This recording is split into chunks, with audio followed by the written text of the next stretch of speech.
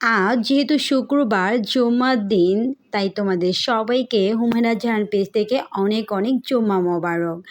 আজ বাসায় রান্না হচ্ছে পোলাও আর মুরগির মাংস। চলো রান্নার পাশাপাশি তোমাদের সাথে গল্প করি। আসসালামু আলাইকুম, কেমন আছেন সবাই? আই হোপ তোমরা সবাই অনেক বেশি ভালো আছো। আমার ভিডিওটা কে কোথা থেকে দেখতেছো অবশ্যই কিন্তু কমেন্ট বক্সে জানিয়ে দিবা। আজ ভিডিওটা শুরু করলাম রান্নাঘর থেকে। যেই শুক্রবারে ভালো মন্দ কিছু রান্না হয় সেই শুক্রবারটা আমার কাছে অনেক বেশি ভালো লাগে। একদম মনে হয় স্পেশাল একটা শুক্রবার। একেই তো পোলাও আমার ভীষণ পছন্দ, আর আমি খুব সহজেই এগুলি রান্না করতে পারি, কারো সাহায্যই লাগে না। আসলে সংসার কথাটা যতটা ছোট, সংসার গোছানো বা সাজানোটা এতটাও সহজ না। তবে সংসার ব্যাপারটা এত ইজি না আর এত ছোটও না। আমার বিয়ের প্রায় 3 বছর হয়ে গেল। এই 3 বছরে তেমন কিছুই করা হয় নাই। আসলে চেষ্টা করছি একটু একটু করে সংসারটাকে সুন্দরভাবে গোছানোর। আসলে মানুষ তো শুরু থেকেই সংসার গোছায় না, তাই না?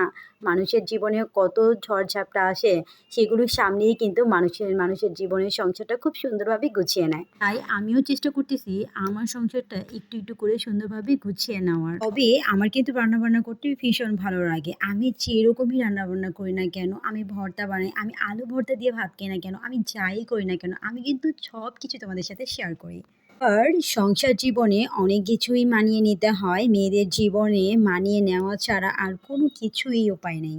সংসার কিন্তু কখনোই একা না, সংসার কিন্তু দুইজনেরই কিছু না কিছু দায়িত্ব থাকে। সেটা ভাগাভাগি করে নিলেই কিন্তু সংসার জীবনটা অনেক বেশি সুখের হয়ে থাকে। আবার একটা সংসার মানে হাজব্যান্ড ওয়াইফের সমানভাবে দায়িত্ব পালন করা। একজনই শুধু দায়িত্ব পালন করবে, আরেকজন করবে না, তা তো কখনোই হতে পারে না। তবে আমার রান্নার ভিডিওগুলো তোমাদের কাছে কেমন লাগে অবশ্যই কিন্তু কমেন্ট সেকশন জানিয়ে দিবা, একদম ভুলবা না। আমি অনেকদিন পর ডিম ভুনা করলাম। তোমাদের সাথে কথা বলতে বলতে একদমই ভুলে গিয়েছিলাম। আমি পোলাও রান্না করেছি, মুরগির মাংস রান্না করেছি, সাথে একটু ডিম ভুনাও করেছিলাম। কারণ অনেক দিন হয়েছে আমি ডিম ভুনা করি না। আর ডিম ভুনা কিন্তু পোলাওর সাথে খেতে অনেক বেশি ভালো লাগে। তোমাদের বাসায় শুক্রবারে আজকে কি কি আইটেম রান্না করেছো অবশ্যই আমাকে জানিও, আমি সেই অপেক্ষায় কিন্তু থাকবো। অনেকেই আবার শুক্রবার মানেই কিন্তু অনেক স্পেশাল, যেমন বিকেলে একটু ঘোরাঘুরি করতে যায়, এখানে সেখানে যায়। আসলে আমাদের সাংসারিক জীবনে অনেক কিছু হয়ে থাকে, সেটা আমরা যতটা তোমাদেরকে দেখাই তোমরা ততটাই দেখতে পাবে। তবে আমি যেহেতু রান্নার ভিডিওর মাঝেই তোমাদের সাথে গল্প করে থাকি, অনেকে আবার অনেকভাবে অনেক রকমভাবে কন্টেন্ট বানায়। তারা যে কন্টেন্ট বানায় আমি মনে করি তারা অনেক বেশি কষ্ট করে, কারণ আমি যে রান্নার ভিডিও করি এটাতে আমার মনে হয় অনেক কষ্ট।